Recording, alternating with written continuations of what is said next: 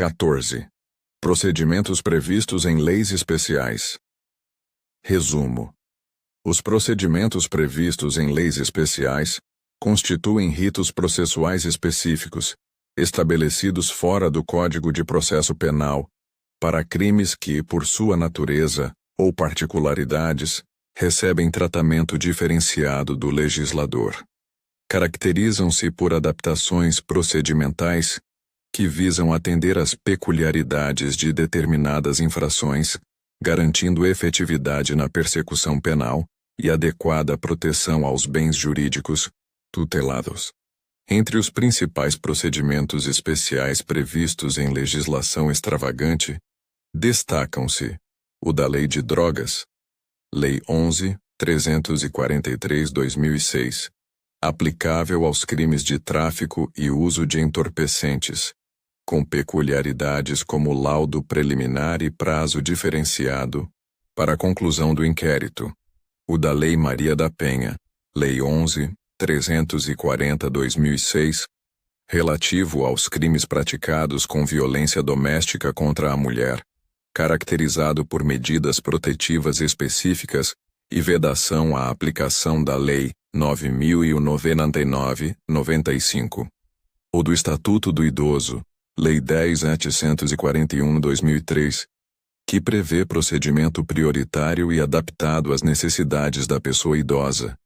E o da Lei de Organizações Criminosas, Lei 12.850/2013, com meios especiais de obtenção de prova como colaboração premiada, ação controlada e infiltração de agentes. Outros procedimentos relevantes incluem os da Lei de Lavagem de Dinheiro, Lei 9.613/1998, do Código de Trânsito Brasileiro, Lei 9.503/1997, dos Crimes Ambientais, Lei 9.605/1998, dos Crimes contra a Ordem Tributária, Lei 8.137/1990, e dos Crimes Eleitorais, Código Eleitoral e legislação complementar.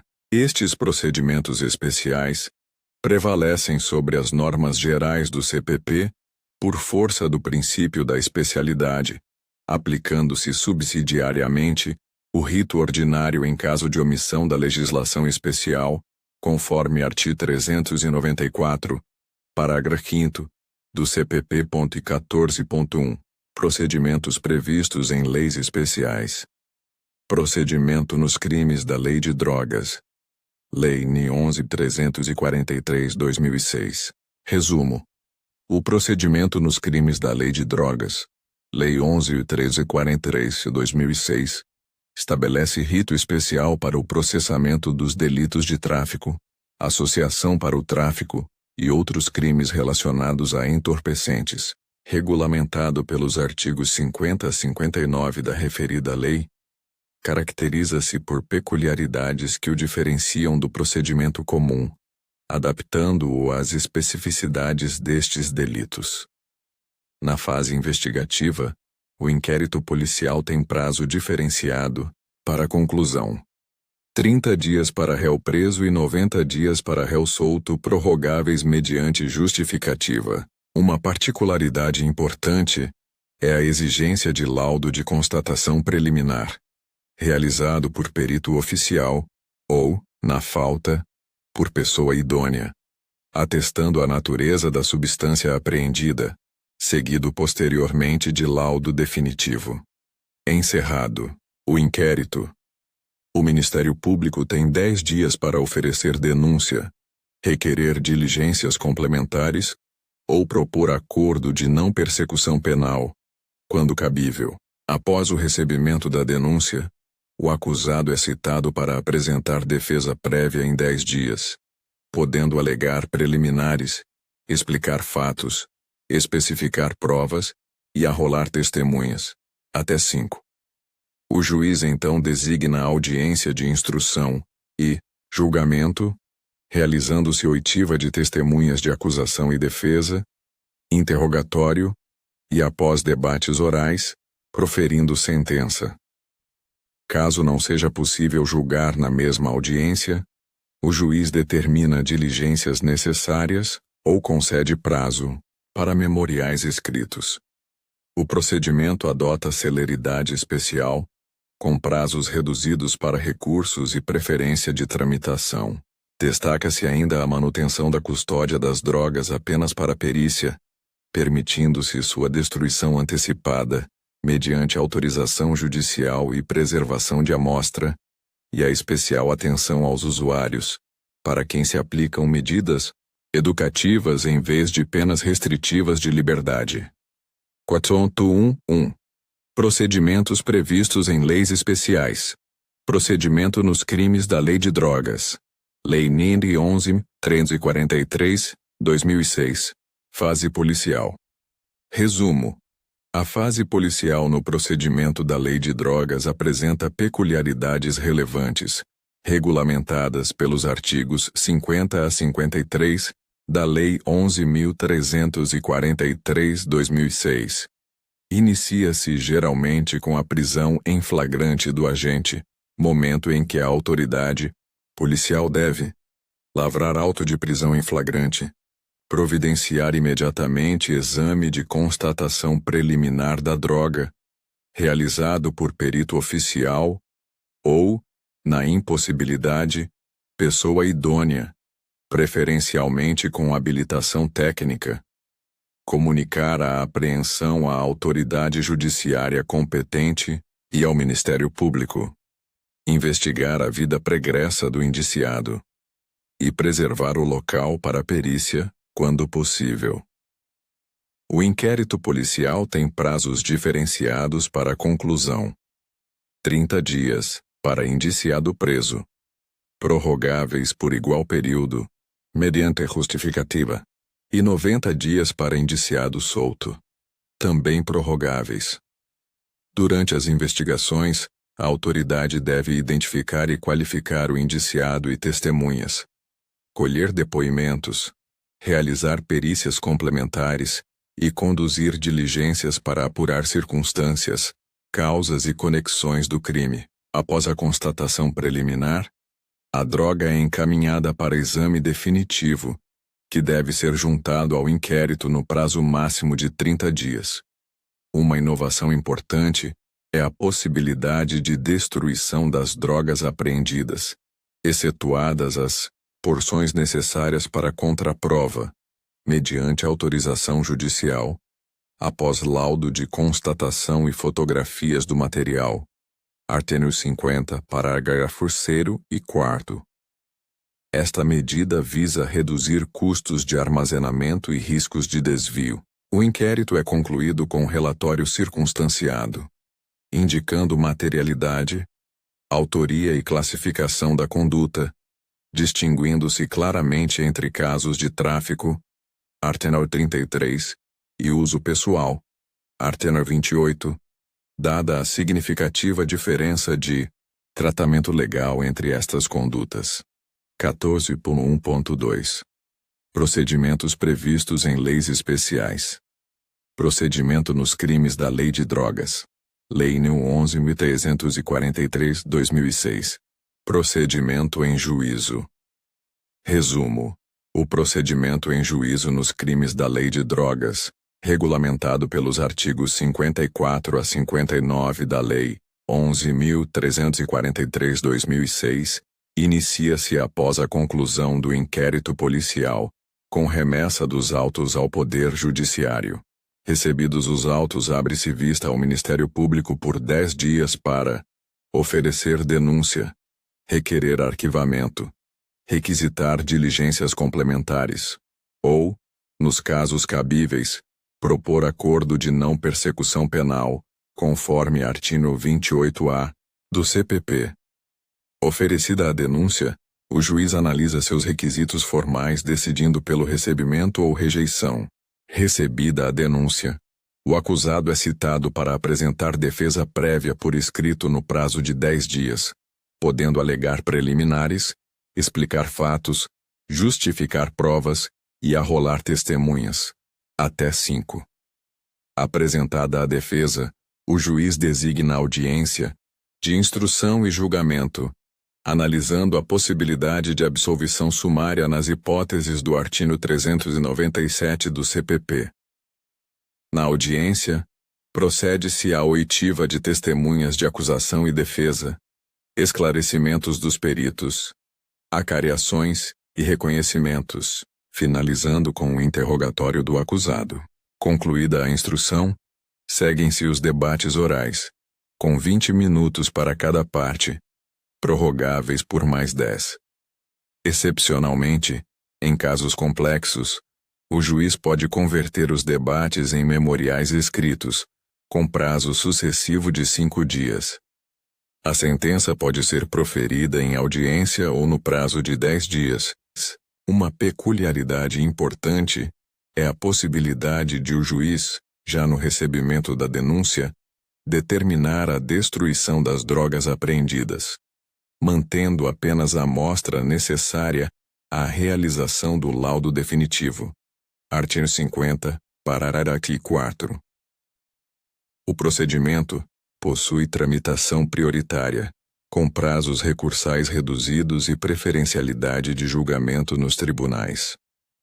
4.1.3. Procedimentos previstos em leis especiais.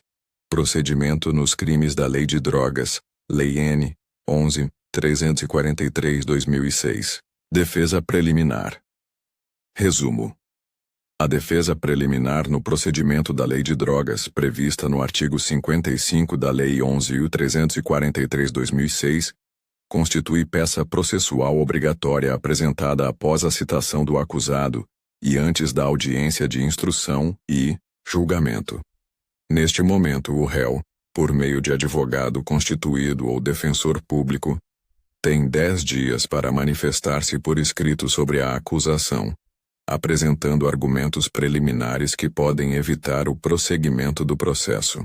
A defesa preliminar assemelha-se à resposta à acusação do procedimento comum, artigo 396-A do CPP, mas possui particularidades no rito da Lei de Drogas.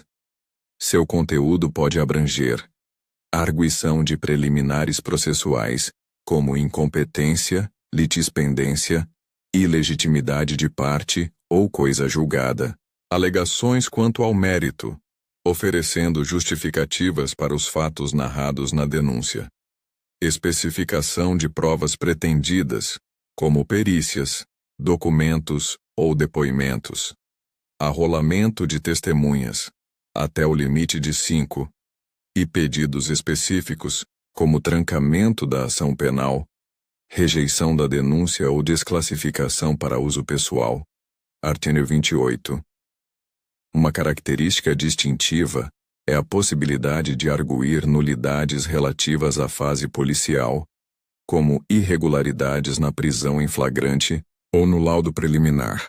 Após sua apresentação, o juiz analisa a defesa preliminar podendo rejeitar a denúncia por ausência de justa causa, atipicidade ou causa extintiva de punibilidade. Determinar a absolvição sumária, nas hipóteses do artigo 397 do CPP. Desclassificar a conduta para outro delito.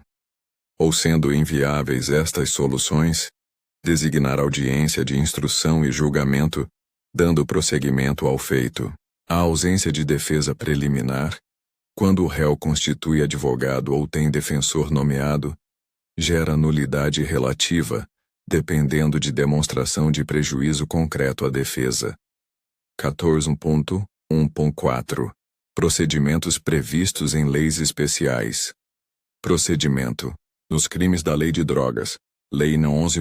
A decisão judicial em torno do recebimento da denúncia no procedimento da Lei de Drogas ocorre em 2 momentos distintos, configurando o sistema bifásico similar ao estabelecido no procedimento comum após a reforma processual de 2008.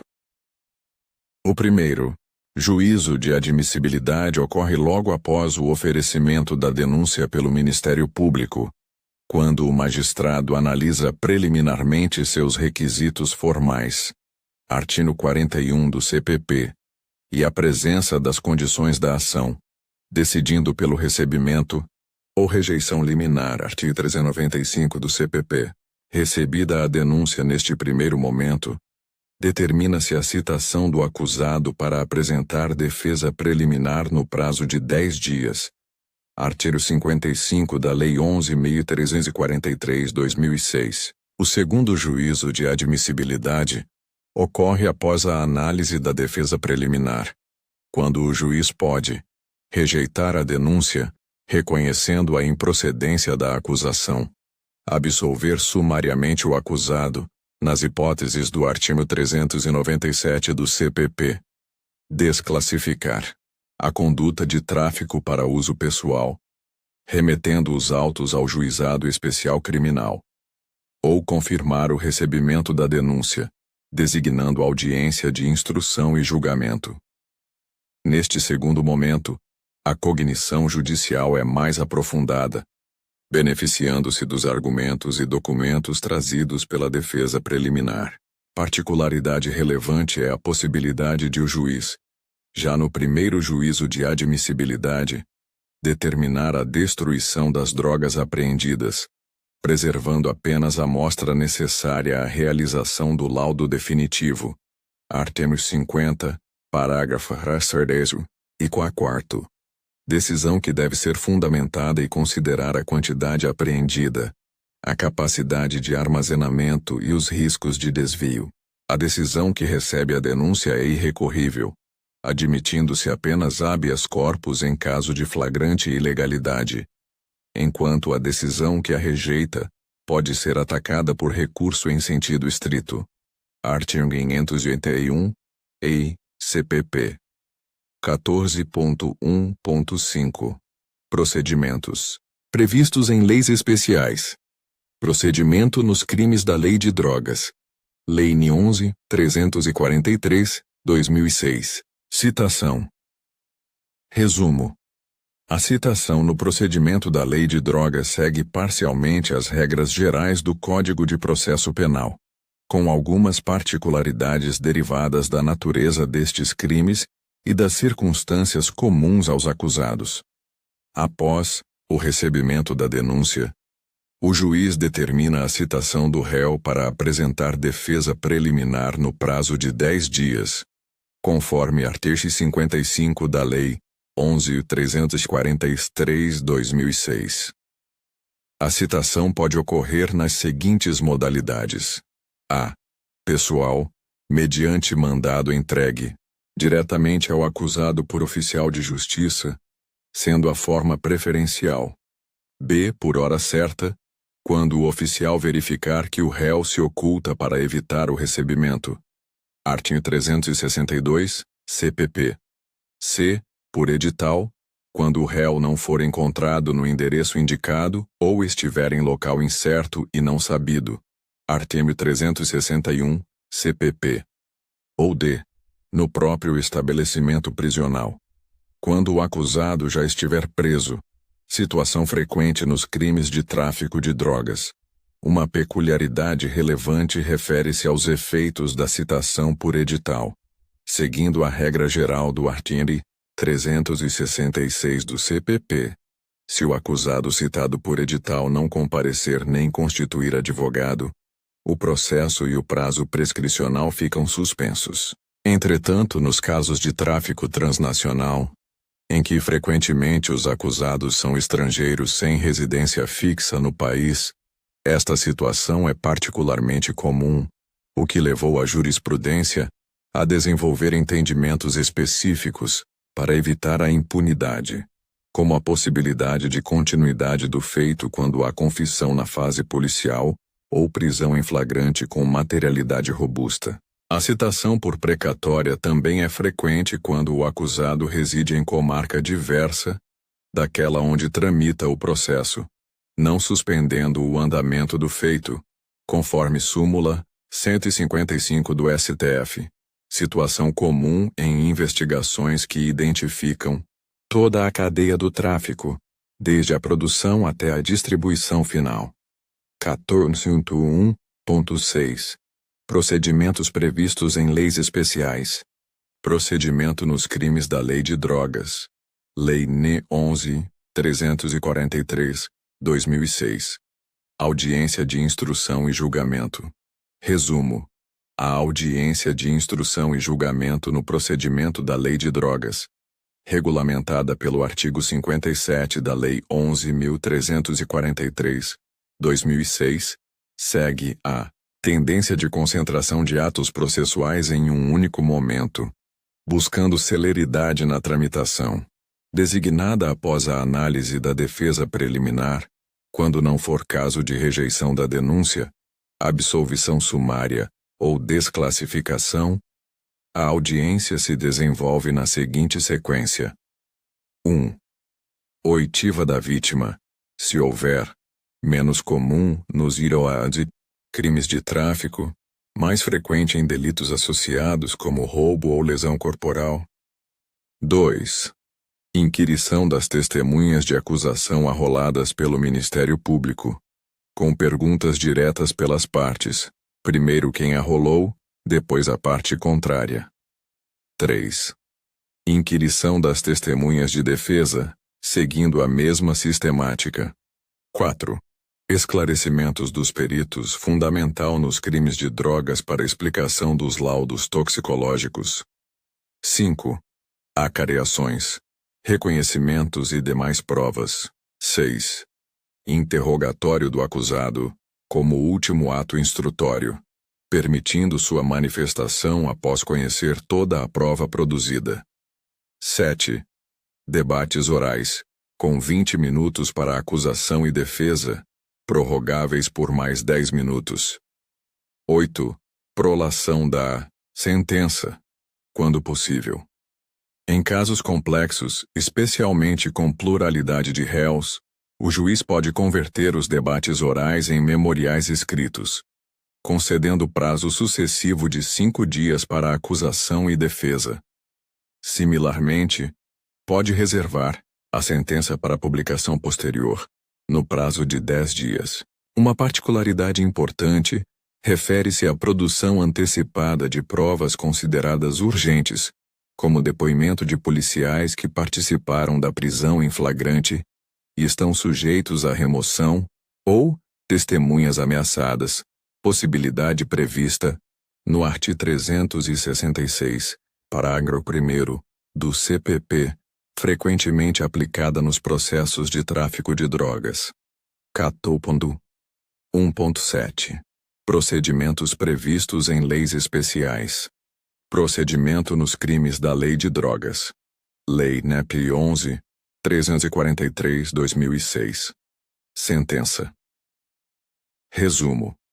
A sentença no procedimento da Lei de Drogas observa a estrutura tríplice comum a todas as decisões penais: relatório, fundamentação e dispositivo, mas apresenta particularidades derivadas da natureza destes crimes e do tratamento legal diferenciado conforme a conduta.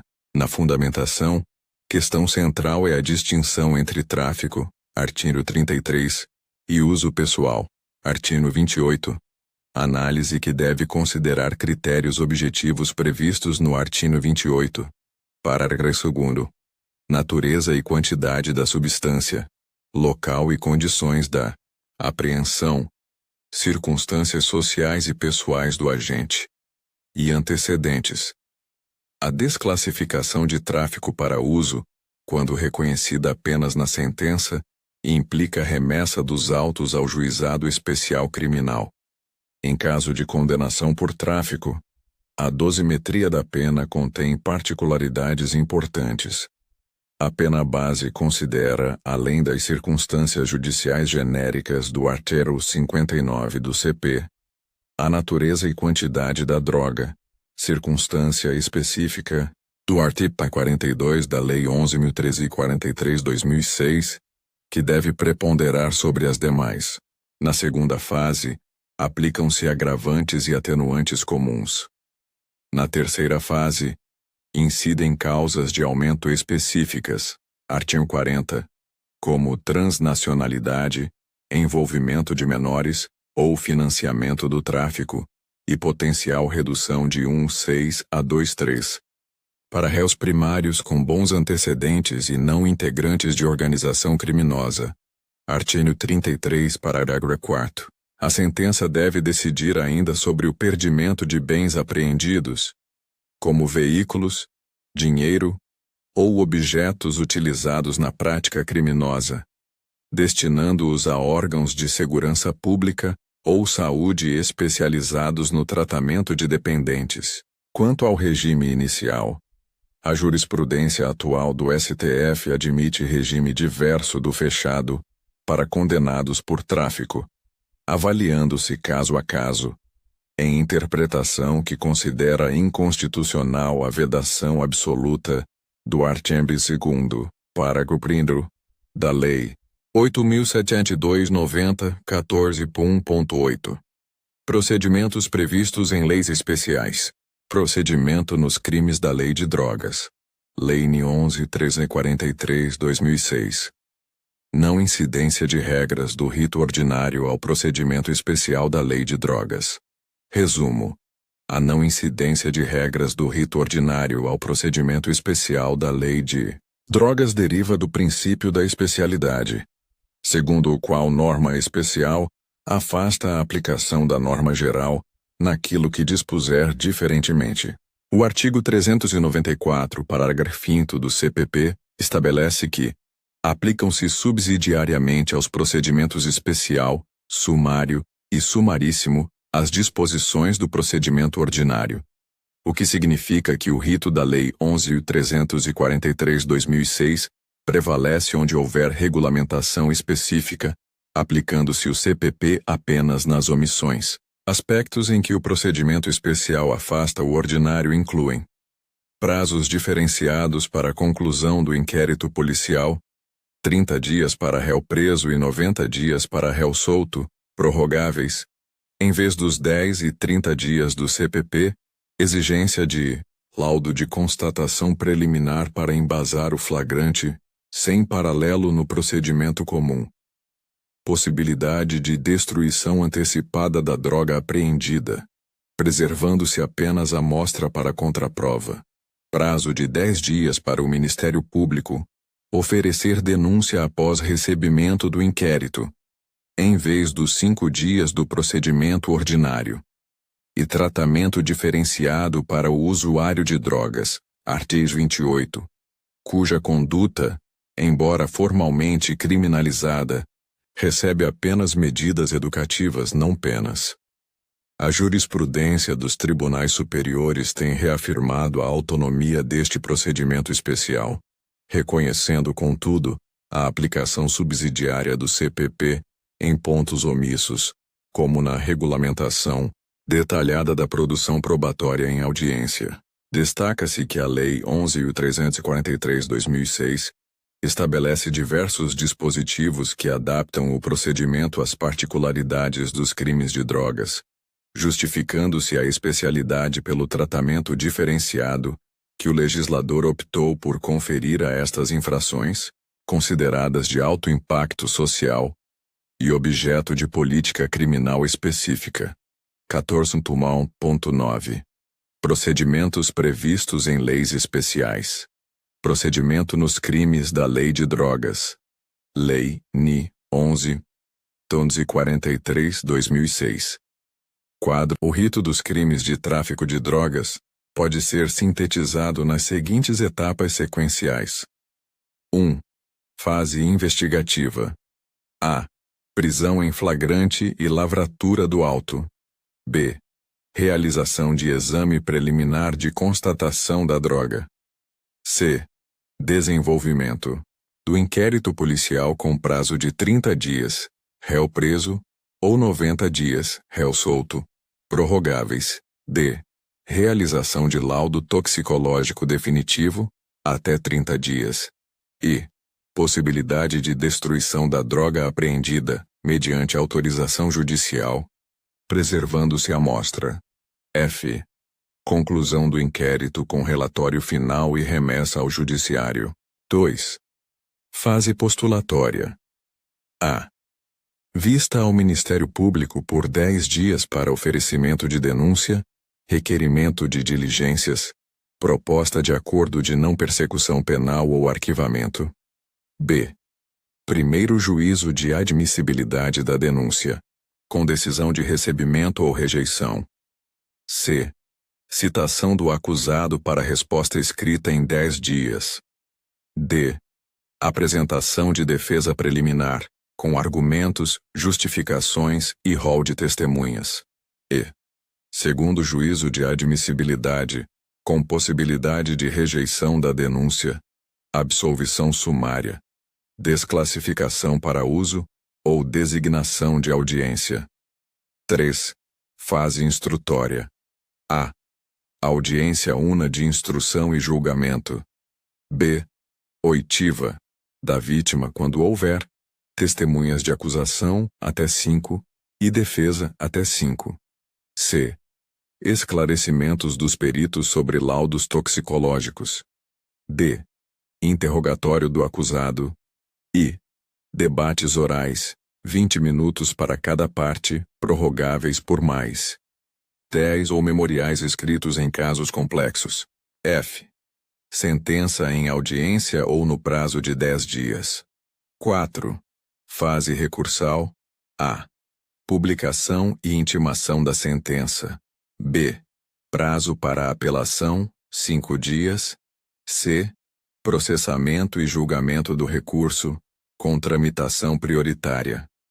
Este procedimento aplica-se exclusivamente aos crimes previstos na Lei 11.343/2006, permanecendo o rito ordinário como subsidiário, para aspectos não regulamentados especificamente.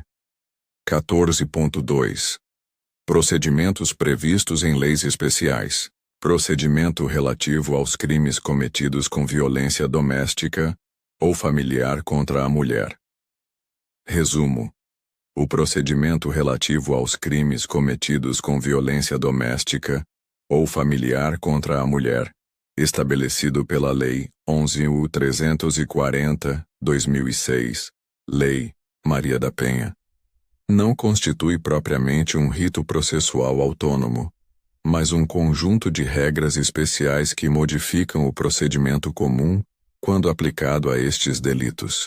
Caracteriza-se principalmente por vedação expressa à aplicação da Lei 9.099/95, afastando institutos despenalizadores como transação penal e suspensão condicional do processo, mesmo em crimes de menor potencial ofensivo. Previsão de medidas protetivas de urgência, que podem ser concedidas pelo juiz a pedido da vítima ou do Ministério Público, como afastamento do agressor do lar, proibição de contato e suspensão de porte de arma, criação de juizados de violência doméstica e familiar contra a mulher, com competência híbrida, criminal e civil. Possibilidade de prisão preventiva específica para garantir a execução das medidas protetivas. Atendimento policial, especializado, com escuta qualificada da vítima e encaminhamento a serviços de proteção e assistência jurídica gratuita à vítima em todos os atos processuais. Quanto à natureza da ação penal nos crimes de lesão corporal leve e culposa praticados neste contexto, o STF definiu, na ADI 4.424, que é pública e incondicionada, independentemente de representação da vítima. O processo segue o rito ordinário ou sumário, conforme a pena cominada ao crime, mas com as adaptações mencionadas, que visam dar efetividade à proteção da mulher em situação de violência, reconhecendo a vulnerabilidade específica decorrente das relações de poder, historicamente desiguais entre homens e mulheres. A jurisprudência tem ampliado a aplicação da lei para incluir relações homoafetivas femininas e casos de mulheres transexuais, desde que presentes os requisitos de violência baseada no gênero, em contexto doméstico, familiar ou de intimidade. Corso 2.1. Procedimentos previstos em leis especiais. Procedimento relativo aos crimes cometidos com violência doméstica ou familiar contra a mulher. Conceito de violência doméstica. Resumo. O conceito de violência doméstica na Lei Maria da Penha Lei 11.340/2006, está definido em seu artigo 5º como qualquer ação ou omissão baseada no gênero que lhe cause morte, lesão, sofrimento físico, sexual ou psicológico e dano moral ou patrimonial, ocorrida, no âmbito da unidade doméstica, compreendida como espaço de convívio permanente de pessoas com ou sem vínculo familiar, no âmbito da família, compreendida como comunidade formada por indivíduos unidos por laços naturais, afinidade ou vontade expressa, ou, em qualquer relação íntima de afeto, na qual o agressor conviva, ou tenha convivido com a ofendida, independentemente de coabitação. O artigo 7º complementa esta definição, especificando as formas de violência como física, psicológica, sexual, patrimonial e moral. A violência física envolve qualquer conduta que ofenda a integridade corporal. A psicológica inclui ameaças, constrangimento, humilhação e manipulação. A sexual compreende condutas que constranjam a mulher a presenciar, manter ou participar de relação sexual não desejada. A patrimonial refere-se à retenção, subtração ou destruição de bens e documentos. E a moral abrange calúnia, difamação e injúria. Este conceito multidimensional representa avanço significativo ao reconhecer que a violência contra a mulher transcende agressões físicas, abrangendo comportamentos que afetam sua dignidade e autodeterminação. Para a configuração da violência doméstica, são necessários 3 elementos: sujeito passivo mulher, relação íntima, familiar ou doméstica entre vítima e agressor, e violência baseada no gênero, ou seja, decorrente de relações de poder historicamente desiguais. A jurisprudência tem interpretado extensivamente este conceito para incluir, por exemplo, mulheres transexuais e relações homoafetivas femininas, quando presentes os elementos caracterizadores. Carais e 2.2. Procedimentos previstos em leis especiais. Procedimento relativo aos crimes cometidos com violência doméstica ou familiar contra a mulher. O artigo 41 da Lei nº 11.1340/2006. Resumo. O artigo 41 da Lei 11.340/2006, Lei Maria da Penha, estabelece que aos crimes praticados com violência doméstica e familiar contra a mulher, independentemente da pena prevista, não se aplica a Lei no 9.099, de 26 de setembro de 1995. Este dispositivo representa verdadeira ruptura com o tratamento anteriormente conferido aos crimes de violência doméstica, especialmente lesões corporais leves e culposas, que eram processados nos juizados especiais criminais como infrações de menor potencial ofensivo. As principais consequências desta vedação são: impossibilidade de aplicação da transação penal, mesmo para crimes com pena máxima até 2 anos. Vedação à suspensão condicional do processo, inclusive para crimes com pena mínima, até 1 ano. Proibição da composição civil com efeitos penais. Impossibilidade de conversão da pena privativa de liberdade em restritiva de direitos consistente apenas em cestas básicas ou prestação pecuniária. E não aplicação do rito sumaríssimo, mesmo para contravenções penais e crimes com pena máxima até 2 anos. A constitucionalidade deste dispositivo foi questionada na ADC 19 e na ADI 4.424, tendo o Supremo Tribunal Federal reconhecido sua plena validade, entendendo que o tratamento diferenciado conferido aos casos de violência doméstica contra a mulher justifica-se pela proteção à dignidade humana, artigo 1º, 3º, CF, igualdade material, artigo 5º, int. CF, e pelo mandamento constitucional de proteção específica à família, Artigo 226, parágrafo 8, cf. O STF decidiu ainda que, por força deste artigo, a ação penal nos crimes de lesão corporal leve e culposa praticados em contexto de violência doméstica é pública incondicionada, afastando a regra do artigo 88 da Lei 9.099/95, que exigia representação da vítima. Apesar da vedação, a jurisprudência tem admitido a aplicação de institutos despenalizadores. Não há necessidade de inquérito policial nos crimes de menor potencial ofensivo, praticados em contexto de violência doméstica contra a mulher, decorre diretamente do artigo 41 da Lei 11.340/2006, que afasta a aplicação da Lei 9.099/95, Lei dos Juizados Especiais. Nas infrações comuns de menor potencial ofensivo, o procedimento inicia-se com um simples termo circunstanciado, peça mais célere e menos formal que o inquérito policial. Entretanto, nos casos de violência doméstica, mesmo para contravenções penais e crimes com pena máxima até 2 anos, exige-se a instauração de inquérito policial completo, com todas suas formalidades.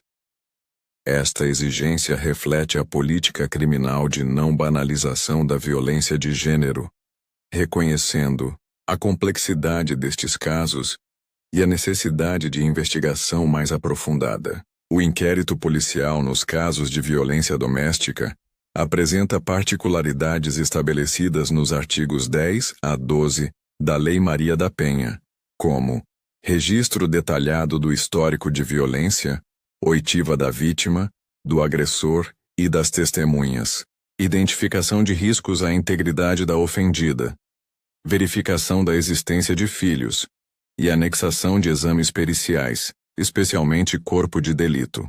A autoridade policial deve adotar providências específicas como garantir proteção à vítima, encaminhá-la a atendimento médico e ao Instituto Médico Legal, transportá-la a local seguro quando necessário e informá-la sobre seus direitos e serviços disponíveis. O inquérito deve ser concluído no prazo legal: 30 dias para indiciado preso, 90 dias para solto, com relatório circunstanciado, apontando não apenas a materialidade e autoria, mas também o contexto da violência e os fatores de risco identificados. Esta investigação mais detalhada permite melhor compreensão do ciclo de violência e subsidia tanto a concessão de medidas protetivas quanto a elaboração da denúncia pelo Ministério Público. 14.2.4 Procedimentos previstos em leis especiais. Procedimento relativo aos crimes cometidos com violência doméstica ou familiar contra a mulher. Representação. Resumo. A representação nos crimes cometidos com violência doméstica ou familiar contra a mulher apresentou importante evolução jurisprudencial, culminando com a decisão do STF na ADI 4.424, que definiu natureza incondicional para a ação penal nos crimes de lesão corporal, independentemente da gravidade. Antes da Lei Maria da Penha, a lesão corporal leve em contexto doméstico era processada mediante representação, conforme artigo 88 da Lei 9.099/95. Com o advento da Lei 11.340/2006, especialmente seu artigo 41, surgiram divergências interpretativas. Parte da doutrina e jurisprudência defendia que a ação permanecia condicionada à representação, enquanto outra corrente sustentava que a exclusão total da Lei 9.099/95 tornaria a ação pública incondicionada. O STF pacificou a questão ao julgar a ADI 4.424 em 2012, definindo que os crimes de lesão corporal leve, culposa e grave praticados contra a mulher em ambiente doméstico são de ação penal pública incondicionada, considerando que a necessidade de representação muitas vezes impedia a proteção efetiva da vítima vulnerável. Entretanto, a representação permanece necessária para outros crimes que a exijam por previsão no Código Penal, como ameaça, artigo 147, e crimes contra a honra, artigo 145, quando praticados em contexto de violência doméstica. Nestes casos, a representação pode ser oferecida perante a autoridade policial, no momento do registro da ocorrência, ou posteriormente, no prazo decadencial de 6 meses. Uma peculiaridade importante é que, nos termos do artigo 16 da Lei Maria da Penha, a renúncia à representação só é admitida perante o juiz, em audiência específica, antes do recebimento da denúncia, e desde que não tenha sido realizada sob coação do agressor. Esta regra visa proteger a vítima de pressões e intimidações para desistir da persecução penal. 2.5 Procedimentos previstos em leis especiais. Procedimento relativo aos crimes cometidos com violência doméstica ou familiar contra a mulher. Competência. Resumo. A competência para processar e julgar crimes de violência doméstica contra a mulher está regulamentada pelos artigos 14 e 33 da Lei 11.340/2006, Lei Maria da Penha. O artigo 14 prevê a criação dos juizados de violência doméstica e familiar contra a mulher, JDFM, órgãos da Justiça Ordinária com competência civil e criminal, para processar, julgar e executar as causas decorrentes de violência doméstica e familiar contra a mulher.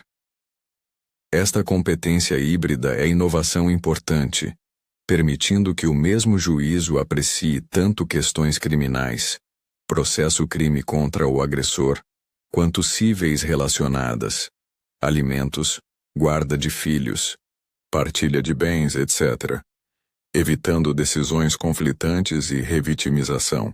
Entretanto, o artigo 33 estabelece uma regra transitória, determinando que, enquanto não estruturados os juizados, as varas criminais acumularão as competências civil e criminal, aplicando os procedimentos da Lei Maria da Penha.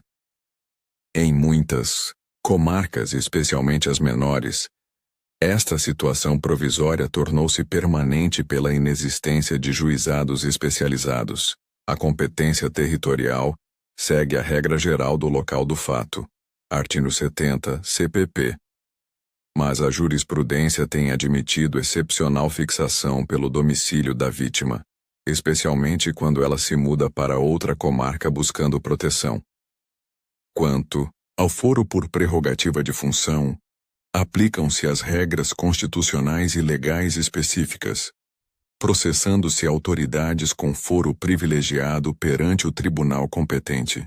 Importante destacar que a competência dos JVDFM limita-se às ações penais e cíveis decorrentes diretamente da violência doméstica, não abrangendo processos autônomos que apenas tangenciam a situação, como inventários e partilhas complexas, que seguem para as varas de família após cessado o contexto emergencial de violência.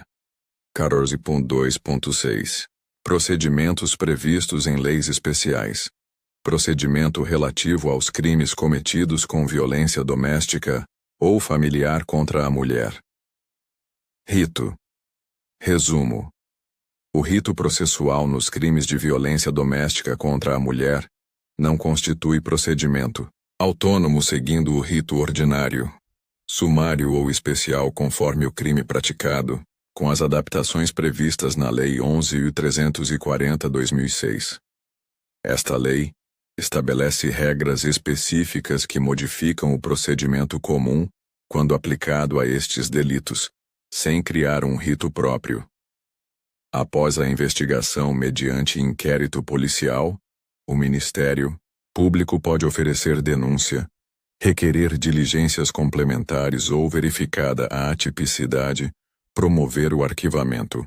Oferecida a denúncia e recebida pelo juiz, Segue-se a citação do acusado para apresentar resposta escrita no prazo de 10 dias.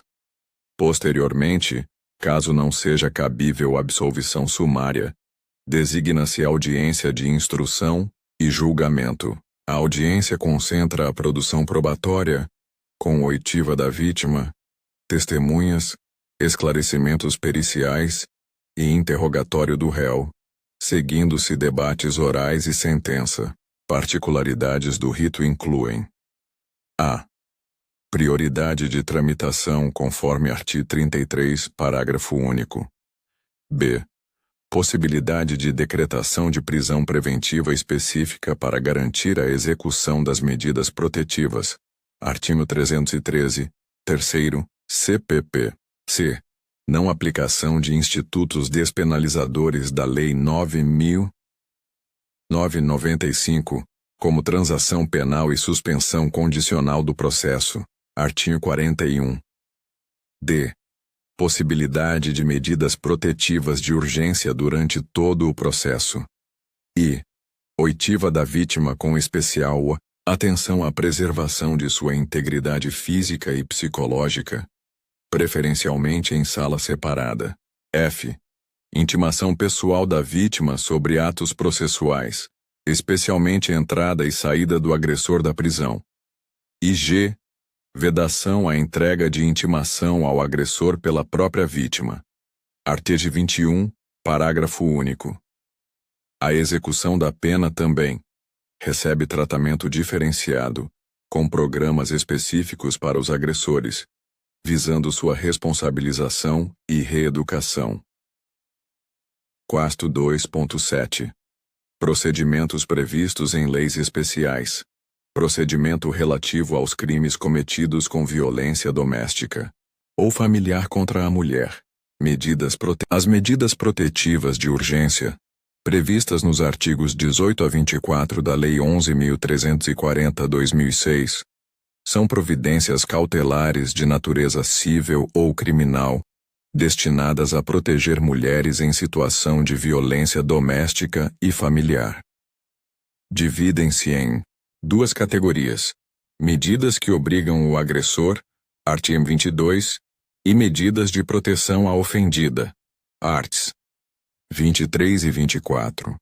Entre as obrigações impostas ao agressor, destacam-se: suspensão da posse ou restrição do porte de armas, afastamento do lar, proibição de aproximação da ofendida e seus familiares, com fixação de limite mínimo de distância, proibição de contato por qualquer meio de comunicação, proibição de frequentar determinados lugares, restrição ou suspensão de visitas aos filhos, prestação de alimentos provisórios e comparecimento a programas de recuperação e reeducação.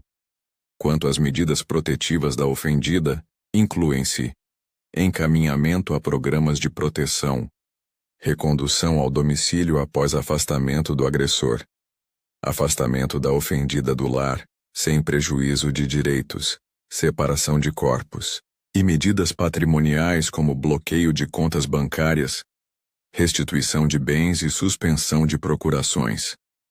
O procedimento para concessão inicia-se com solicitação da vítima à autoridade policial ou requerimento do Ministério Público, sendo encaminhado ao juiz, que deve decidir no prazo de 48 horas, podendo conceder as medidas de ofício. A decisão independe de audiência prévia das partes, admitindo-se contraditório diferido para situações emergenciais. As medidas podem ser aplicadas isolada ou cumulativamente, e posteriormente revisadas, substituídas, revogadas ou prorrogadas. Seu descumprimento configura crime específico. Artigo 24-A. E pode justificar decretação de prisão preventiva, conforme artigo 313, terceiro do CPP. Importante inovação da Lei 13.827/2019 é a possibilidade de concessão de medidas protetivas pela autoridade policial em municípios que não são sede de comarca, em situações de risco atual ou iminente à vida ou integridade física da mulher. 128. Procedimentos previstos em leis especiais. Procedimento relativo aos crimes cometidos com violência doméstica ou familiar contra a mulher. Vedação de certas penas alternativas. Resumo. A vedação de certas penas alternativas nos crimes de violência doméstica contra a mulher está expressa no artigo 17 da Lei 11.1340, 2006, que estabelece: é vedada a aplicação, nos casos de violência doméstica e familiar contra a mulher, de penas de cesta básica ou outras de prestação pecuniária, bem como a substituição de pena que implique o pagamento isolado de multa. Esta proibição decorre da constatação prática de que penas meramente pecuniárias não produziam efeito dissuasório adequado e banalizavam a violência de gênero, transmitindo a mensagem equivocada de que agredir mulheres seria conduta, de menor gravidade, pagável com cestas básicas. A vedação abrange a pena de prestação pecuniária consistente em pagamento de cestas básicas, b. outras modalidades de prestação pecuniária, como doações a entidades, e c. substituição da pena privativa de liberdade exclusivamente por multa. Esta restrição não impede, entretanto, a aplicação de outras penas alternativas previstas no artigo 43 do Código Penal, como prestação de serviços à comunidade, limitação de fim de semana ou interdição temporária de direitos, desde que adequadas à reprovação e prevenção do crime. Também não obsta a suspensão condicional da pena, sursis, quando presentes seus requisitos legais. A jurisprudência tem interpretado que a substituição da pena privativa de liberdade por restritivas de direitos permanece possível, desde que não se limite às modalidades expressamente vedadas e sejam impostas condições específicas relacionadas à violência de gênero, como participação obrigatória em programas de recuperação e reeducação. Esta vedação representa importante marco da política criminal de enfrentamento à violência doméstica, reconhecendo que a resposta estatal deve ser proporcional à gravidade da conduta e produzir efeito preventivo adequado, superando o tratamento historicamente leniente conferido a estes crimes. 3. Procedimentos previstos em leis especiais. Procedimento relativo aos crimes do Estatuto do Idoso. Resumo. O procedimento relativo aos crimes do Estatuto do Idoso, estabelecido pela Lei 10.741/2003, não constitui rito processual completamente autônomo, mas incorpora particularidades que modificam a aplicação dos procedimentos comuns ou especiais previstos no Código de Processo Penal. Os crimes definidos nos artigos 93 a 108 do Estatuto, como abandono de idoso, apropriação indébita de bens de idoso, discriminação por idade e outros, seguem o rito determinado pela pena máxima cominada, com adaptações específicas. Uma característica fundamental é a regra do artigo 94, que determina a aplicação subsidiária do procedimento sumaríssimo, previsto na Lei 9.099/95, aos crimes cuja pena máxima não exceda 4 anos, exceto quando a lei previr procedimento especial. Esta disposição amplia significativamente o conceito de infração de menor potencial ofensivo para os crimes contra idosos, abrangendo delitos com pena máxima até 4 anos, e não apenas 2 anos, como na regra geral. Consequentemente, crimes como maus-tratos a idosos, pena máxima de 4 anos, podem ser processados nos juizados especiais criminais, com possibilidade de transação penal e suspensão condicional do processo. Outras particularidades incluem tramitação prioritária dos processos e procedimentos conforme artigo 71. Atendimento preferencial do idoso nas delegacias e órgãos de segurança. Possibilidade de o juiz determinar medidas de proteção específicas, semelhantes às previstas no ECA, quando verificada a situação de risco. Previsão de ação civil pública para a proteção de direitos difusos, coletivos ou individuais homogêneos, relacionados aos idosos. E possibilidade de o Ministério Público requisitar força policial e colaboração de serviços públicos para a proteção do idoso em situação de risco. O Estatuto ainda prevê legitimidade concorrente entre Ministério Público e diversas entidades para a propositura de ações fundadas em interesses difusos, coletivos ou individuais indisponíveis dos idosos. Conto 4. Procedimentos previstos em leis especiais. Procedimento nos crimes praticados por integrante de organização criminosa. Resumo. O procedimento nos crimes praticados por integrante de organização criminosa, estabelecido pela Lei 12.850/2013, não constitui rito processual autônomo, mas incorpora meios especiais de obtenção de prova e regras procedimentais específicas que se aplicam à investigação e ao processo dos crimes previstos na lei, organização criminosa, obstrução de investigação e outros, e de infrações penais cujas penas máximas sejam superiores a 4 anos, quando praticadas por organizações criminosas. A principal característica deste procedimento é a previsão de técnicas especiais de investigação, como colaboração premiada, permitindo benefícios a investigados que cooperem efetivamente, captação ambiental de sinais eletromagnéticos, ópticos ou acústicos, ação controlada com retardamento da intervenção policial, acesso a registros, dados e informações, interceptação de comunicações, afastamento dos sigilos financeiro, bancário e fiscal, infiltração de agentes policiais, cooperação entre instituições, e com o advento da Lei 13.964/2019, interceptação ambiental e infiltração virtual de agentes. Estas técnicas aplicáveis na fase pré-processual exigem em sua maioria autorização judicial fundamentada, e as provas assim obtidas integram posteriormente o processo, submetendo-se ao contraditório judicial, ainda que diferido. Na fase processual propriamente dita, aplica-se o procedimento ordinário do CPP, com as adaptações necessárias.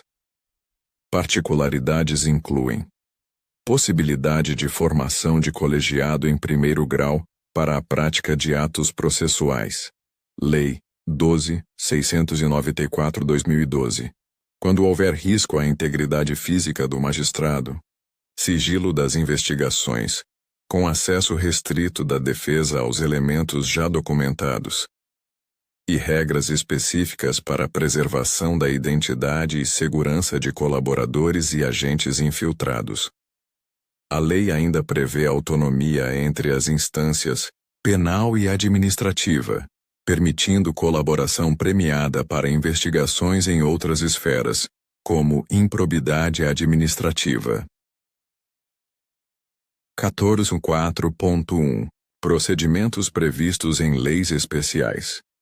Procedimento nos crimes praticados por integrante de organização criminosa. Investigação criminal e meios de obtenção da prova. Lei nº 12.850/2013. Resumo. A Lei no 12.850/2013 estabelece os procedimentos especiais para a investigação criminal e obtenção de provas nos crimes praticados por organizações criminosas. A legislação prevê mecanismos específicos para enfrentar a complexidade destes delitos, incluindo métodos investigativos especiais, como a colaboração premiada, captação ambiental, ação controlada, acesso a registros e dados cadastrais, e a infiltração de agentes policiais. Estes instrumentos foram criados para superar a colaboração premiada. É um meio de obtenção de prova previsto no artigo 3º da Lei 12.850/2013, consistindo em um acordo entre o acusado e a autoridade pública, pelo qual o colaborador fornece informações úteis à investigação em troca de benefícios penais.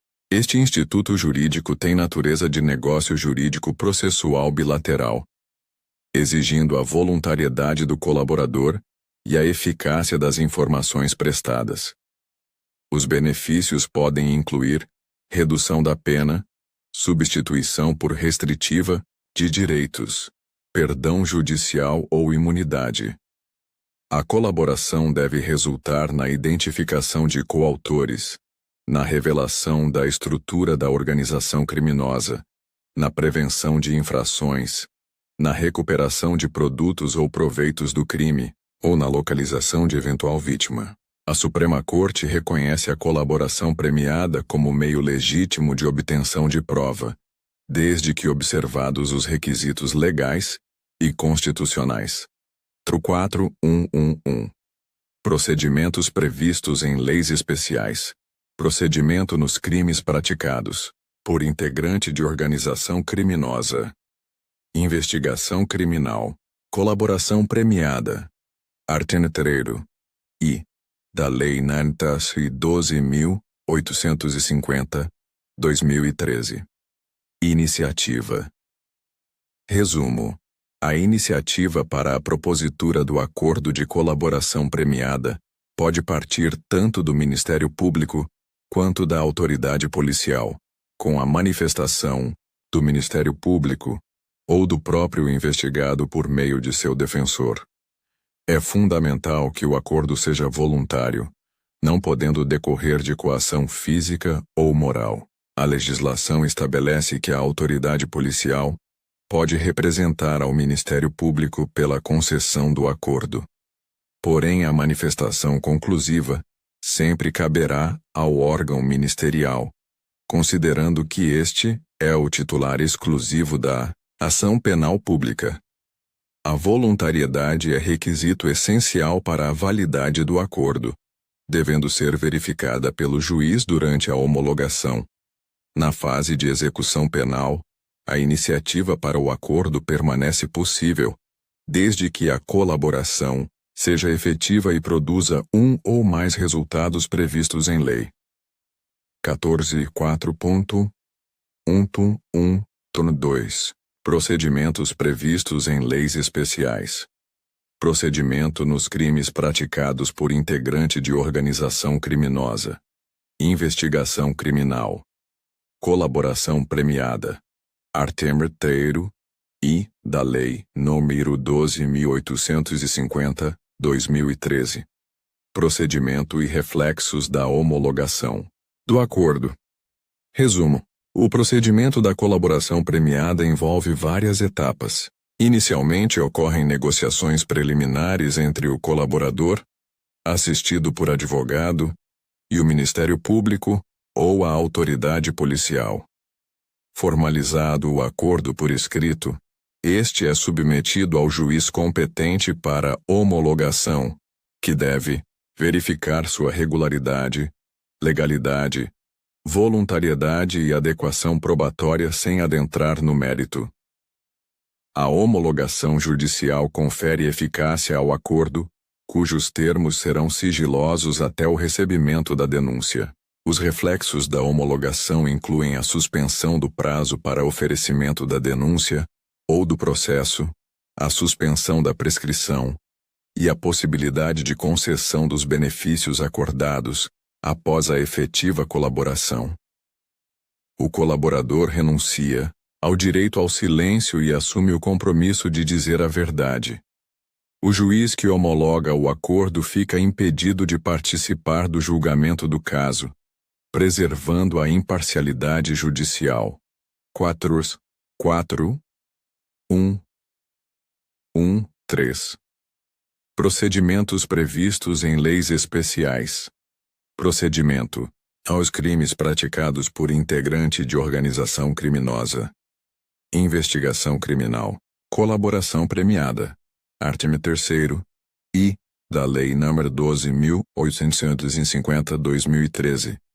Direitos e deveres do colaborador. Resumo: o colaborador, após a formalização do acordo de colaboração premiada, possui um conjunto de direitos e deveres específicos. Entre os direitos estão: usufruir das medidas de proteção previstas na legislação, ter seu nome, qualificação, imagem e outras informações pessoais preservadas, ser conduzido separadamente de outros investigados, participar das audiências, sem contato visual com outros acusados, não ter sua identidade revelada pelos meios de comunicação, e cumprir pena ou prisão cautelar em estabelecimento penal diverso dos demais corréus. Quanto aos deveres, o colaborador deve renunciar ao direito ao silêncio, comprometer-se a dizer a verdade sobre todos os fatos ilícitos dos quais tenha conhecimento, comparecer a todos os atos processuais para os quais for intimado, e cumprir integralmente as obrigações estabelecidas no acordo. O descumprimento dos deveres pode levar à rescisão do acordo e à perda dos benefícios. 4.1.2 Procedimentos previstos em leis especiais. Procedimento nos crimes praticados por integrante de organização criminosa. Investigação criminal. Captação ambiental. Artigo 3º, Goindo, da Lei nº 12.850/2013. Resumo: a captação ambiental, prevista no artigo 3º, 2º, da Lei 12.850/2013, é um meio de obtenção de prova que consiste na gravação de comunicações ambientais, mediante autorização judicial, quando há elementos probatórios razoáveis da prática de crimes por organizações criminosas. Este método investigativo permite a captação e interceptação de sinais eletromagnéticos, ópticos ou acústicos em ambientes públicos ou privados. A medida requer fundamentação judicial específica, demonstrando-se a necessidade e a proporcionalidade com prazo não superior a 15 dias, renovável por iguais períodos. A gravação feita por um dos interlocutores sem conhecimento do outro, em regra, é considerada lícita pelo STF, desde que não haja causa legal de sigilo, nem reserva de conversação. A reforma legislativa promovida pela Lei no 13.964/2019, pacote anticrime, trouxe maior detalhamento e garantias na utilização deste método, buscando equilibrar a eficiência na persecução penal e a proteção dos direitos fundamentais. Artigo 4. 1.3 Procedimentos previstos em leis especiais. Procedimento nos crimes praticados por integrante de organização criminosa. Investigação criminal. Ação controlada. Artigo 3 da Lei nº 12.850/2013.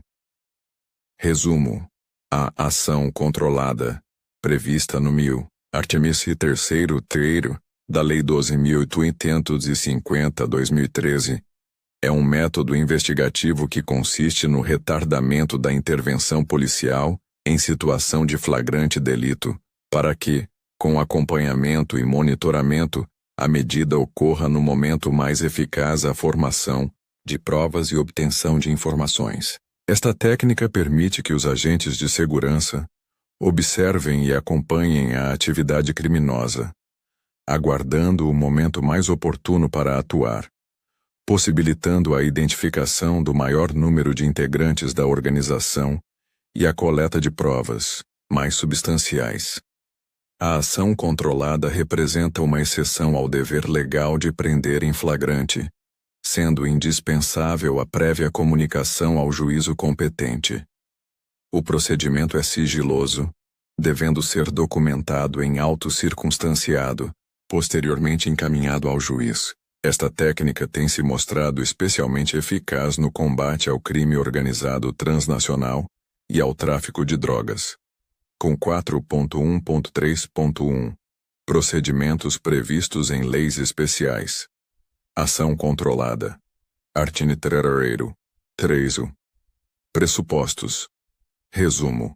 Os pressupostos para a realização da ação controlada incluem: existência de investigação em curso sobre organização criminosa, situação de flagrante delito que justificaria a prisão imediata, autorização judicial prévia, exceto em casos de urgência justificada, e demonstração da necessidade do retardamento da intervenção policial para melhor formação probatória.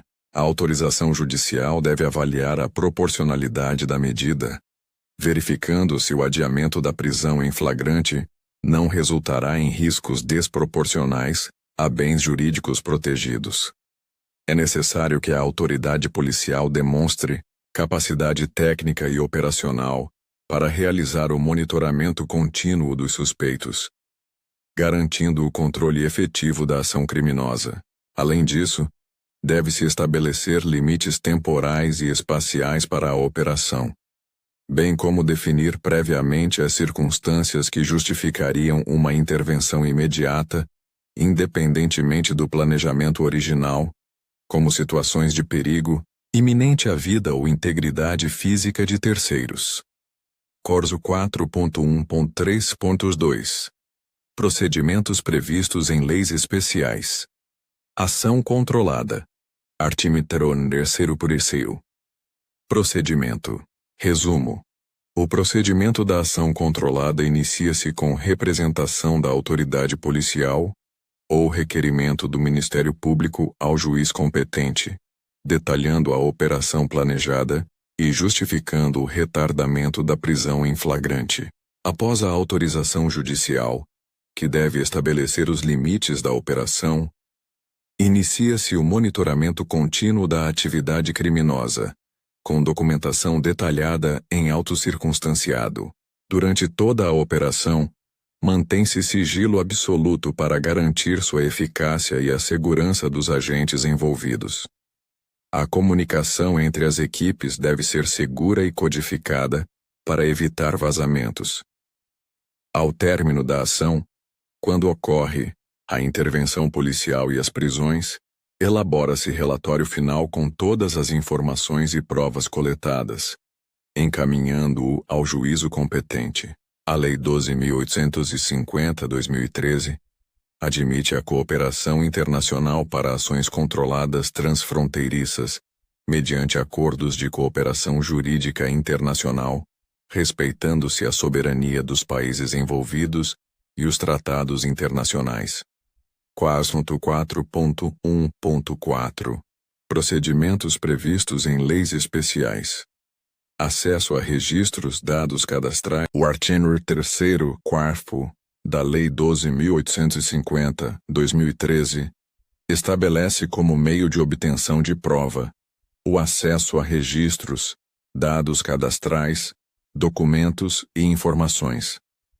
Esta previsão autoriza a polícia e o Ministério Público a requisitarem diretamente, sem necessidade de autorização judicial, dados cadastrais de investigados como qualificação pessoal, filiação e endereço, mantidos por empresas telefônicas, instituições financeiras, provedores de internet, administradoras de cartão de crédito e concessionárias de serviços públicos.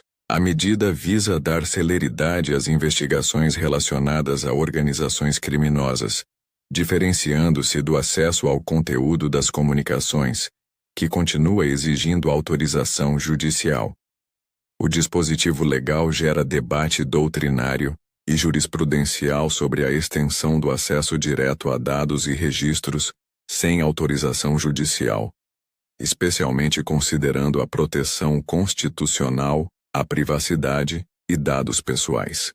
O STF tem firmado o entendimento de que dados cadastrais básicos não estão protegidos pelo sigilo das comunicações, artigo 5º, 12, CF, permitindo seu acesso direto quando previstos em lei, como ocorre na Lei 12.850/2013 14.4.1.5. Procedimentos previstos em leis especiais. Infiltração de agentes policiais. Artigo 3º, I7. Resumo. A infiltração de agentes policiais, prevista no artigo 3º, 17, da Lei 12.850/2013, é uma técnica especial de investigação onde policiais, mediante autorização judicial, ingressam dissimuladamente em organizações criminosas para obter provas e informações sobre suas atividades ilícitas. Esta medida excepcional só pode ser implementada quando outras técnicas investigativas se mostrarem ineficazes. Seguindo o princípio da subsidiariedade, a operação deve ser realizada exclusivamente por policiais, federais ou civis, devidamente treinados e preparados psicologicamente, sendo vedada a participação de particulares ou agentes de inteligência sem poder de polícia. A infiltração possui prazo máximo de 6 meses, prorrogáveis por períodos sucessivos se comprovada sua necessidade. O agente infiltrado possui excludente de ilicitude para atos praticados em necessária conformidade com a investigação, respeitando-se a proporcionalidade e sendo vedada a indução ou instigação à prática criminosa, flagrante preparado.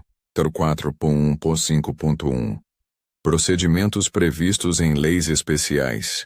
Infiltração de agentes policiais. Artigo 3º. Décima. Requisitos. Resumo.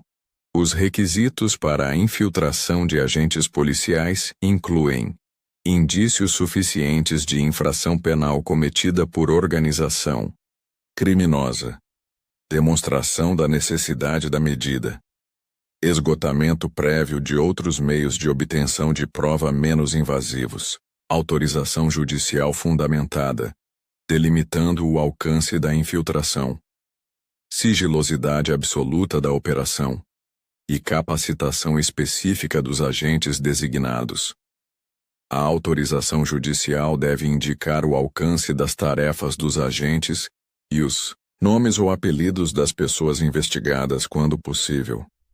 Exige-se a voluntariedade do policial para participação na operação, considerando os riscos envolvidos. A medida deve seguir rigorosamente o princípio da proporcionalidade, justificando-se apenas para crimes de maior gravidade, atribuídos a organizações criminosas.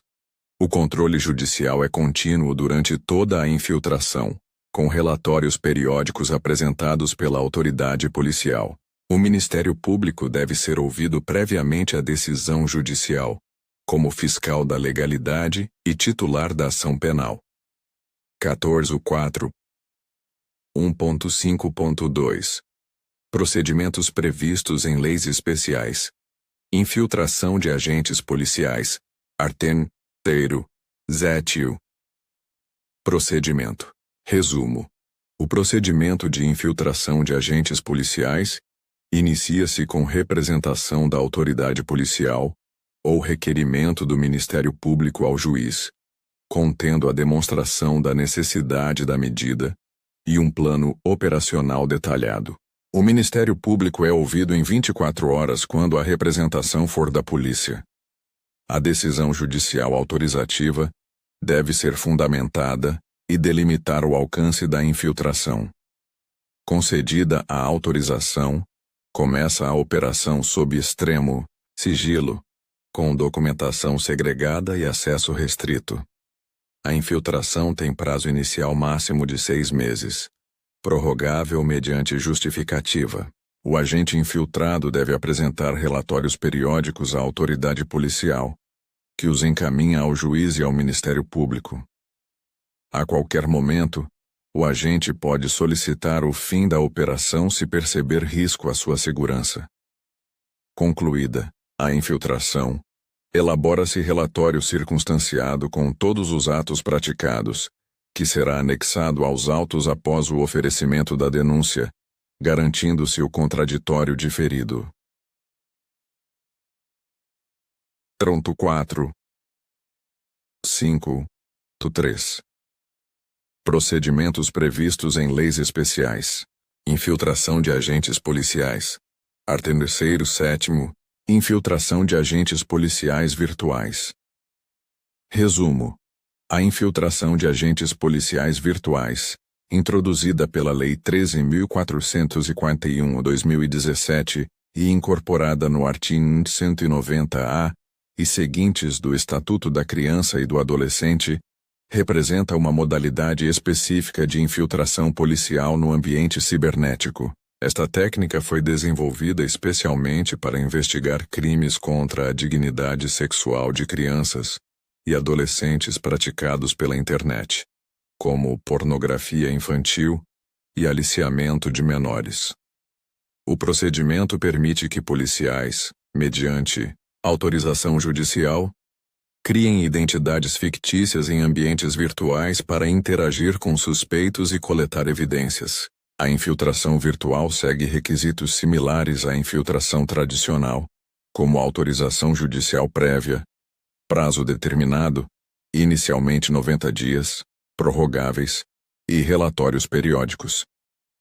A medida diferencia-se pela redução dos riscos físicos ao agente, mas mantém desafios técnicos e jurídicos próprios, como a dificuldade em delimitar jurisdições na internet e questões sobre a validade das provas obtidas em ambientes virtuais transnacionais. K.4.1.5.4 Procedimentos previstos em leis especiais. Infiltração de agentes policiais. Artigo 3º, 7. Direitos do agente infiltrado. Resumo. O agente policial infiltrado possui direitos específicos para garantir sua segurança e integridade durante e após a operação. Entre esses direitos estão: recusar ou interromper a operação quando houver riscos iminentes, ter sua identidade verdadeira preservada durante o processo e julgamento, utilizando-se nome fictício, não ter sua imagem ou voz expostas nos meios de comunicação sem autorização expressa, beneficiar-se de excludente de ilicitude para atos praticados em necessária conformidade com a investigação, desde que guardem proporcionalidade, ter acompanhamento psicológico antes, durante e após a operação, receber proteção policial especial para si e seus familiares quando necessário, e ter prioridade na remoção para outra unidade de federação em caso de risco identificado. A lei também prevê a responsabilização criminal e administrativa para quem revelar a identidade do agente infiltrado, expondo-o a perigo. O agente tem ainda o direito de prestar depoimento como testemunha anônima, com as devidas garantias processuais. Crostanto 4.1 Procedimentos previstos em leis especiais. Procedimento nos crimes praticados por integrante de organização criminosa. Investigação criminal e meios de obtenção da prova.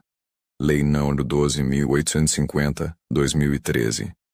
Resumo. A Lei nº 12.850, 2013, estabelece os procedimentos especiais para investigação criminal e obtenção de provas nos crimes praticados por organizações criminosas. A legislação prevê mecanismos específicos para enfrentar a complexidade destes delitos, incluindo métodos investigativos especiais, como a colaboração premiada, captação ambiental, ação controlada, acesso a registros e dados cadastrais, e a infiltração de agentes policiais. Estes instrumentos foram criados para superar as dificuldades na coleta de provas contra estruturas criminosas organizadas, que geralmente operam de forma hierarquizada e com compartimentação de informações. O procedimento estabelece um equilíbrio entre a eficácia da persecução penal e as garantias constitucionais dos investigados. 4.1.1 Procedimentos previstos em leis especiais. Procedimento nos crimes praticados por integrante de organização criminosa. Investigação criminal e meios de obtenção da prova. Lei nº 12.850, 2013. Colaboração premiada. Artigo 3º. I. da Lei nº 12.850, 2013. Resumo. A colaboração premiada é um meio de obtenção de prova previsto no artigo 3º I da Lei 12.850, 2013, consistindo em um acordo entre o acusado e a autoridade pública, pelo qual o colaborador fornece informações úteis à investigação, em troca de benefícios penais. Este instituto jurídico tem natureza de negócio jurídico processual bilateral, exigindo a voluntariedade do colaborador e a eficácia das informações prestadas. Os benefícios podem incluir redução da pena, substituição por restritiva de direitos, perdão judicial ou imunidade. A colaboração deve resultar na identificação de coautores, na revelação da estrutura da organização criminosa, na prevenção de infrações, na recuperação de produtos ou proveitos do crime, ou na localização de eventual vítima. A Suprema Corte reconhece a colaboração premiada como meio legítimo de obtenção de prova, desde que observados os requisitos legais e constitucionais. Carol.4.1.1 Procedimentos previstos em leis especiais. Procedimento nos crimes praticados por integrante de organização criminosa. Investigação criminal. Colaboração premiada. Artigo 3º I da Lei nº 12.850, 2013. Iniciativa. Resumo. A iniciativa para a propositura do acordo de colaboração premiada pode partir tanto do Ministério Público quanto da autoridade policial, com a manifestação do Ministério Público ou do próprio investigado por meio de seu defensor. É fundamental que o acordo seja voluntário, não podendo decorrer de coação física ou moral. A legislação estabelece que a autoridade policial pode representar ao Ministério Público pela concessão do acordo, porém a manifestação conclusiva sempre caberá ao órgão ministerial, considerando que este é o titular exclusivo da ação penal pública. A voluntariedade é requisito essencial para a validade do acordo, devendo ser verificada pelo juiz durante a homologação. Na fase de execução penal, a iniciativa para o acordo permanece possível, desde que a colaboração seja efetiva e produza um ou mais resultados previstos em lei. 14.4.1.1.2 Procedimentos previstos em leis especiais. Procedimento nos crimes praticados por integrante de organização criminosa. Investigação criminal. Colaboração premiada. Artigo número I da Lei nº 12.850, 2013. Procedimento e reflexos da homologação do acordo. Resumo. O procedimento da colaboração premiada envolve várias etapas. Inicialmente ocorrem negociações preliminares entre o colaborador, assistido por advogado, e o Ministério Público ou a autoridade policial. Formalizado o acordo por escrito, este é submetido ao juiz competente para a homologação, que deve verificar sua regularidade, legalidade, voluntariedade e adequação probatória sem adentrar no mérito. A homologação judicial confere eficácia ao acordo, cujos termos serão sigilosos até o recebimento da denúncia. Os reflexos da homologação incluem a suspensão do prazo para oferecimento da denúncia ou do processo, a suspensão da prescrição e a possibilidade de concessão dos benefícios acordados após a efetiva colaboração. O colaborador renuncia ao direito ao silêncio e assume o compromisso de dizer a verdade. O juiz que homologa o acordo fica impedido de participar do julgamento do caso, preservando a imparcialidade judicial. 4.1.1.3 Procedimentos previstos em leis especiais. Procedimento. Nos crimes praticados por integrante de organização criminosa. Investigação criminal. Colaboração premiada. Artigo 3º e da Lei nº 12.850/2013. Direitos e deveres do colaborador. Resumo. O colaborador, após a formalização do acordo de colaboração premiada, possui um conjunto de direitos e deveres específicos.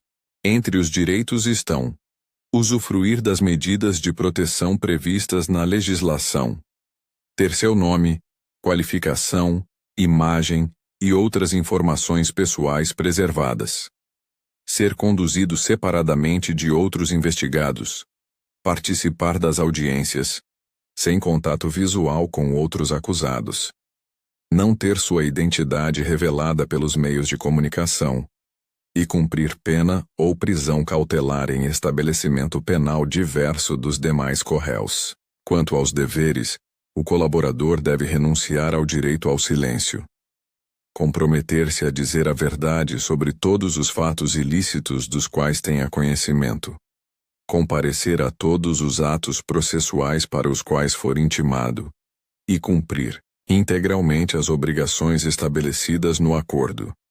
O descumprimento dos deveres pode levar à rescisão do acordo e à perda dos benefícios. Caput 4, 1.2. Procedimentos previstos em leis especiais. Procedimento nos crimes praticados por integrante de organização criminosa. Investigação criminal. Captação ambiental. Artigo 3º, 2º, da Lei nº 12.850/2013. Resumo. A captação ambiental, prevista no artigo 3º, da Lei 12.850/2013, é um meio de obtenção de prova que consiste na gravação de comunicações ambientais, mediante autorização judicial, quando há elementos probatórios razoáveis da prática de crimes por organizações criminosas. Este método investigativo permite a captação e interceptação de sinais eletromagnéticos, ópticos ou acústicos em ambientes públicos ou privados. A medida requer fundamentação judicial específica, demonstrando-se a necessidade e a proporcionalidade com prazo não superior a 15 dias renovável por iguais períodos. A gravação feita por um dos interlocutores sem conhecimento do outro em regra é considerada lícita pelo STF, desde que não haja causa legal de sigilo nem reserva de conversação. A reforma legislativa promovida pela Lei no 13.964/2019, pacote anticrime, trouxe maior detalhamento e garantias na utilização deste método, buscando equilibrar a eficiência na persecução penal e a proteção dos direitos fundamentais. Caput 4, 1.3. Procedimentos previstos em leis especiais. Procedimento nos crimes praticados por integrante de organização criminosa. Investigação criminal. Ação controlada. Artigo 3º, da Lei nº 12.850/2013. Resumo. A ação controlada, prevista no artigo 3º, da Lei 12.850/2013, é um método investigativo que consiste no retardamento da intervenção policial em situação de flagrante delito, para que, com acompanhamento e monitoramento, a medida ocorra no momento mais eficaz a formação de provas e obtenção de informações. Esta técnica permite que os agentes de segurança observem e acompanhem a atividade criminosa, aguardando o momento mais oportuno para atuar, possibilitando a identificação do maior número de integrantes da organização e a coleta de provas mais substanciais. A ação controlada representa uma exceção ao dever legal de prender em flagrante, sendo indispensável a prévia comunicação ao juízo competente. O procedimento é sigiloso, devendo ser documentado em auto circunstanciado, posteriormente encaminhado ao juiz. Esta técnica tem se mostrado especialmente eficaz no combate ao crime organizado transnacional e ao tráfico de drogas. Quase em 4.1.3.1. Procedimentos previstos em leis especiais. Ação controlada. Artigo 3º. Pressupostos. Resumo. Os pressupostos para a realização da ação controlada incluem: existência de investigação em curso sobre organização criminosa, situação de flagrante delito que justificaria a prisão imediata, autorização judicial prévia, exceto em casos de urgência justificada, e demonstração da necessidade do retardamento da intervenção policial para melhor formação probatória. A autorização judicial deve avaliar a proporcionalidade da medida, verificando se o adiamento da prisão em flagrante não resultará em riscos desproporcionais a bens jurídicos protegidos. É necessário que a autoridade policial demonstre capacidade técnica e operacional para realizar o monitoramento contínuo dos suspeitos, garantindo o controle efetivo da ação criminosa. Além disso, deve-se estabelecer limites temporais e espaciais para a operação, bem como definir previamente as circunstâncias que justificariam uma intervenção imediata, independentemente do planejamento original, como situações de perigo iminente à vida ou integridade física de terceiros. 14.4.1.3.2. Procedimentos previstos em leis especiais. Ação controlada. Artigo 3º. Procedimento. Resumo.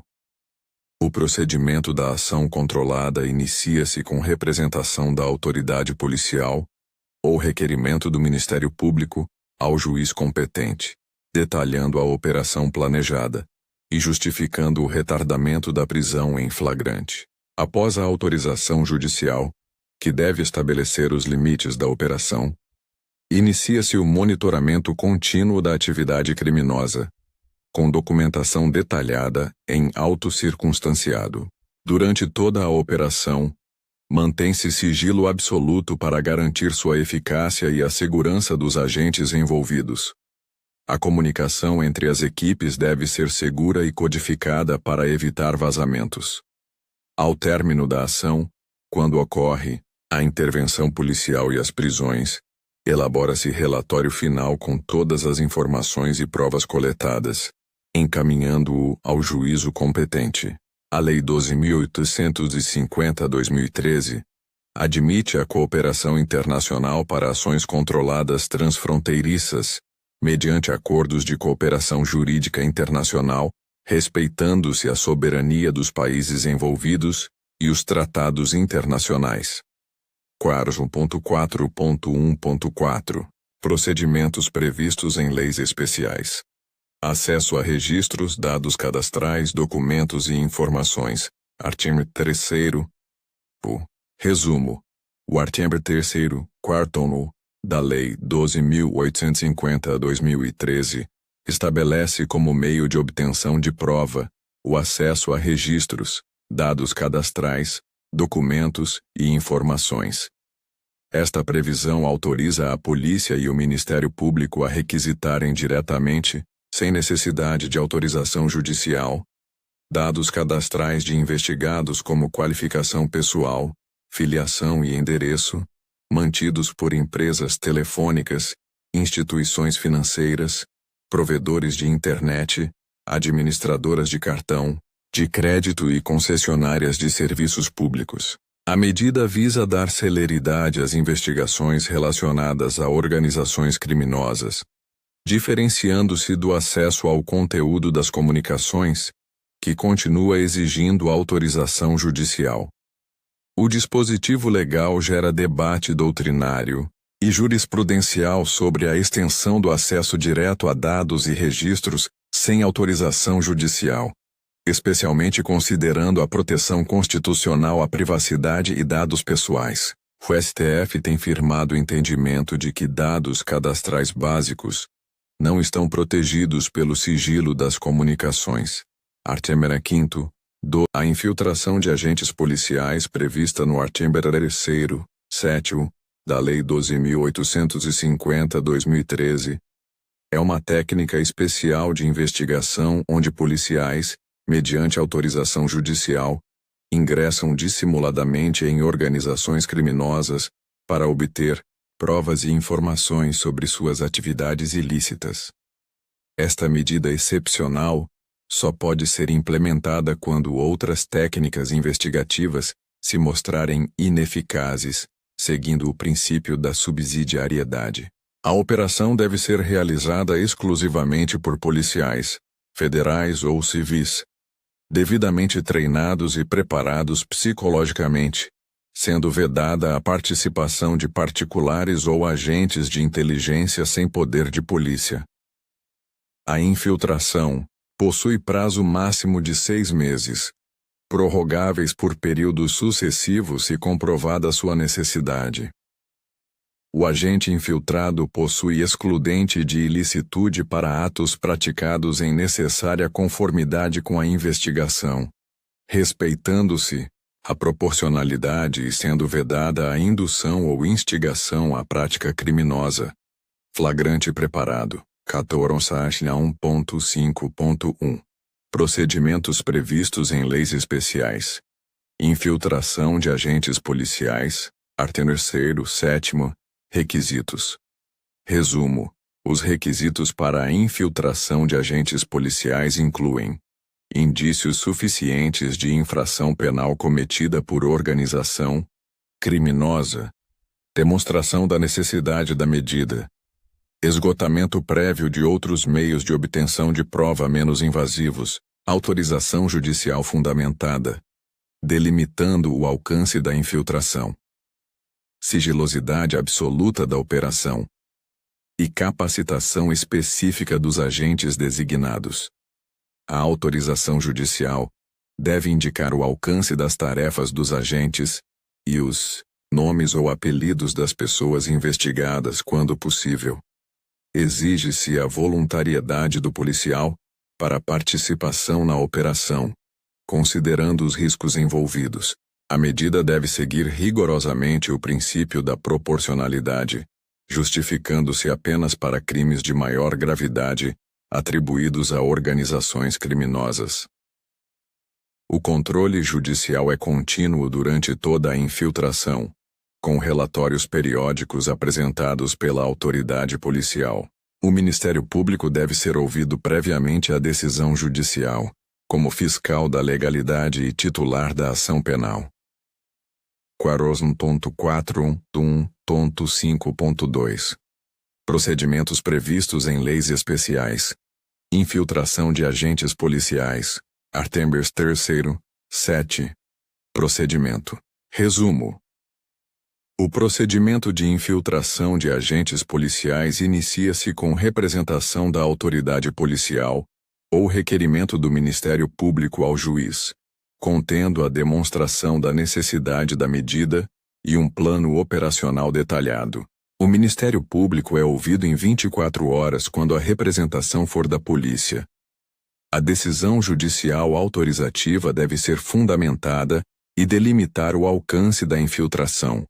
Concedida a autorização, começa a operação sob extremo sigilo, com documentação segregada e acesso restrito. A infiltração tem prazo inicial máximo de 6 meses, prorrogável mediante justificativa. O agente infiltrado deve apresentar relatórios periódicos à autoridade policial, que os encaminha ao juiz e ao Ministério Público. A qualquer momento, o agente pode solicitar o fim da operação se perceber risco à sua segurança. Concluída a infiltração, elabora-se relatório circunstanciado com todos os atos praticados, que será anexado aos autos após o oferecimento da denúncia, garantindo-se o contraditório diferido. Carazzo 4. 1. 5.3. Procedimentos previstos em leis especiais. Infiltração de agentes policiais. Artigo 7. Infiltração de agentes policiais virtuais. Resumo. A infiltração de agentes policiais virtuais, introduzida pela Lei 13.401/2017 e incorporada no artigo 190-A e seguintes do Estatuto da Criança e do Adolescente, representa uma modalidade específica de infiltração policial no ambiente cibernético. Esta técnica foi desenvolvida especialmente para investigar crimes contra a dignidade sexual de crianças e adolescentes praticados pela internet, como pornografia infantil e aliciamento de menores.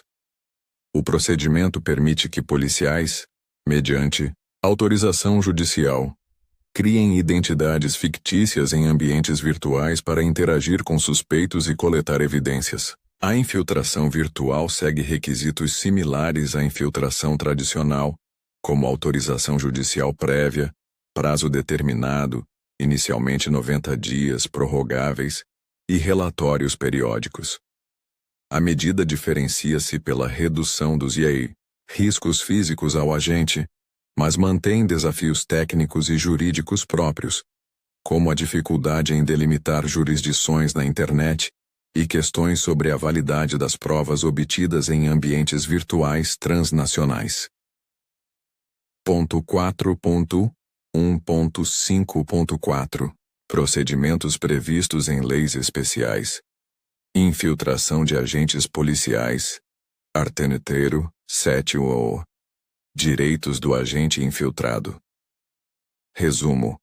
O agente policial infiltrado possui direitos específicos para garantir sua segurança e integridade durante e após a operação. Entre esses direitos estão recusar ou interromper a operação quando houver riscos iminentes, ter sua identidade verdadeira preservada durante o processo e julgamento, utilizando-se nome fictício, não ter sua imagem ou voz expostas nos meios de comunicação, sem autorização expressa, beneficiar-se de excludente de ilicitude para atos praticados em necessária conformidade com a investigação, desde que guardem proporcionalidade, ter acompanhamento psicológico antes, durante e após a operação, receber proteção policial especial para si e seus familiares quando necessário, e ter prioridade na remoção para outra unidade de federação em caso de risco identificado. A lei também prevê a responsabilização criminal e administrativa para quem revelar a identidade do agente infiltrado, expondo-o a perigo. O agente tem ainda o direito de prestar depoimento como testemunha anônima, com as devidas garantias processuais. Crasso 4.2 Procedimentos previstos em leis especiais. Procedimento nos crimes praticados por integrante de organização criminosa. Colegiado em primeiro grau de jurisdição. Lei nº 12.194/2012. Resumo. O colegiado em primeiro grau de jurisdição, regulamentado pela Lei nº 12.694/2012, é uma medida processual criada para proteger juízes que atuam em processos envolvendo organizações criminosas. O dispositivo permite que o juiz natural da causa, mediante decisão fundamentada, instaure um colegiado formado por 3 juízes de primeiro grau, incluindo o próprio juiz do processo, para a prática de atos processuais específicos, como decretação de prisão, concessão de liberdade provisória, sentença e incidentes na execução penal. A formação do colegiado busca diluir a responsabilidade pelas decisões, reduzindo a pressão e as ameaças contra magistrados que atuam em casos de alta periculosidade. A lei não criou um órgão jurisdicional novo, mas uma composição temporária para atos específicos, mantendo-se o juiz natural como responsável pela condução geral do processo. As decisões do colegiado são tomadas por maioria, sendo facultada a declaração de voto divergente que será mantida em sigilo